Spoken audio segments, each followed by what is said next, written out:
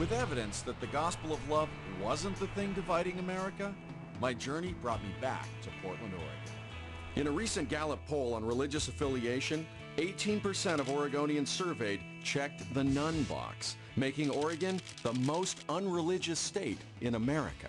It's also the only state where assisted suicide is legal. Plus, godless Portland has more strip joints and more lesbians per capita than any U.S. city. Portland is also the setting for a wonderful redemptive book called Blue Like Jazz by Donald Miller. My favorite bit in the book takes place at the least religious college in America. Don and a buddy nicknamed Tony the Beat Poet hung out at Reed College for a season, befriending the handful of Christian students on campus. That's Tony on the left there. So Don and Tony were attempting to engage Reed in a positive way, which demanded grace and creativity, especially in light of Reed's famous post-final exam debauchery known as Ren Fair. One of us threw out, I don't remember who it was, the idea, well, we should do a confession booth.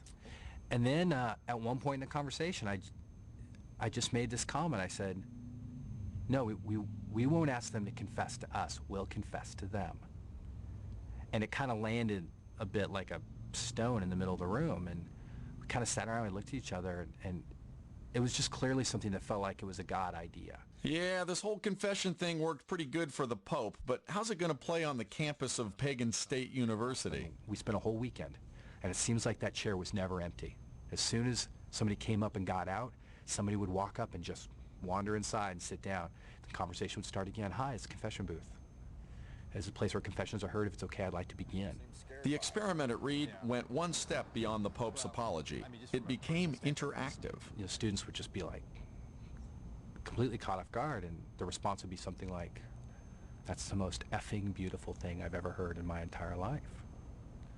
And then, after a moment of silence, every time the students would stop and go, here's a little bit of my story. My dad used to beat the crap out of me when I was a kid. And from the time I was 2 to the time I was 5, and then the story would just unfold. Pain, abuse, addiction, whatever it was, and they would just pour their story out. We would sit and we would talk. There is a lot to be gained, or lost, depending on how we choose to engage others. If we love somebody, we go out of our way to learn the best of who they are. Thinking about Mandela and Bono and the Pope and Tony Kriz, something clicked. We've used up all the words. That's why these followers who are reaching out to others, that's why it makes sense to me. I wondered, what would happen if we moved this confession booth off campus and into the middle of the culture wars? What if we reached out to the folks most hurt by we Christians?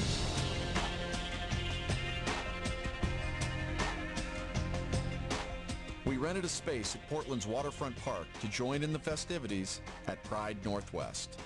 There, we would invite people, probably mostly gay people, into the confessional booth to hear my confession. If how Christians talk and how Christians don't listen is our part of the division in America, then I want to try a little humility, a little compassion, a little friendship. I did wonder how I would be received by a group generally treated with hostility by Christians. I even met with a local gay advocacy group who were pretty discouraging. Don't bother, they said. Everybody at Pride just wants to party. I'd be surprised if anyone stops by your booth. But just as I was starting to waffle a little, a friend of mine forwarded me a pretty interesting email.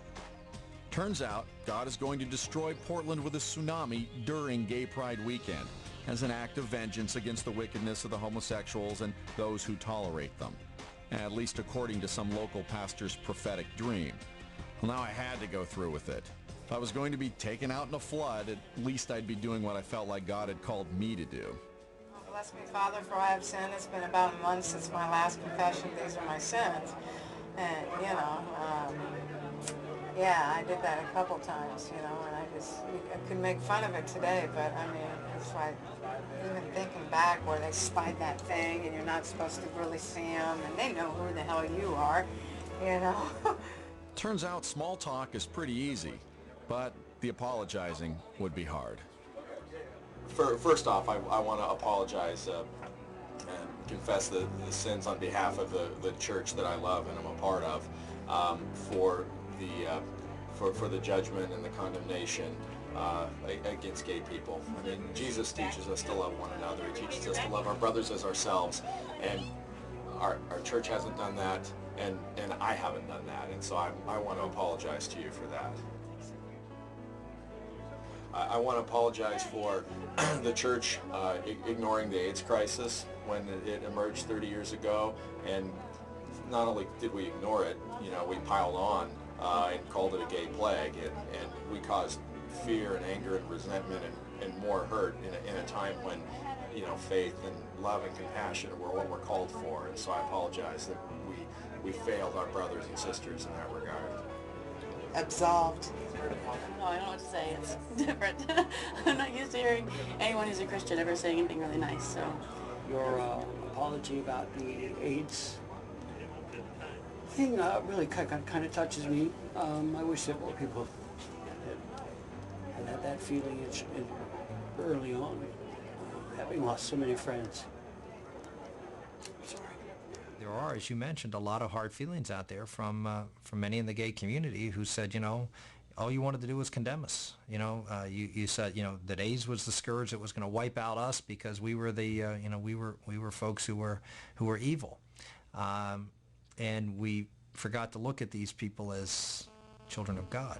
That should break the heart of any Christ follower to think that these people who are created in God's image were treated as trash, as throwaways, as people that have no worth or value. Yeah. I have to be honest, Dan, one of the things that kept me from being a Christian was being treated so poorly by Christians. Have you heard, so you've experienced personally what I'm talking about? Sure, I'm going to burn in hell for all eternity is what I've been told. So I grew up in a Southern Baptist church, and so I'm very familiar. I was in the Bible Trivia Club, so I've got a lot of it memorized. Yeah, your parents taught Sunday school, you say. Mm-hmm. How old were you when you came out? 13. I was 13. So what was their reaction? They put me in therapy with a spiritual, or not spiritual, but a Christian therapist. I went through a period where I was homeless and I wasn't invited to any sort of family gathering, Christmases, anything like that with my Catholic families. Do you still go to church? Do you? Oh God, no. I haven't gone since I was out of the house. As soon as out of the house, I quit going to church. Why would I go someplace where judgment is thick? We were connecting, but that didn't mean there weren't some misunderstandings. I suppose you're queer, so I don't know, but... You're gay, right? Are you gay? No. You're not gay? No, I'm not. Oh, you're not? No. Well, that just knocks me out. Your lover told me that already. Oh, he did? Okay. Well then, actually I'm married, so that's just my business partner. Oh, he said partner. This is more meaningful to me now that you've said that you're not gay and that you're doing something because you feel like it's a good thing to do. That's nice. That's cool. I appreciate that. And there were some hard feelings and some tough questions. It doesn't feel like a very Christian country, does it? Think that the Christians are going to hate your movie, or? And where is Christ in the message? And I don't hear Christ in the message anymore. I don't get it. You're crucifiers. God loves everybody. We're human. Why are you going to do this to us? And I find it a little hard for you apologizing for the Lord. Do you feel like you're more able to do that than the rest of us?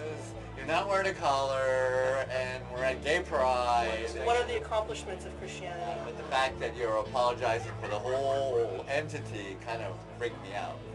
So why don't you jump ship? People of faith need to stand up and say, Jesus came to save us, all of us, and not a select few.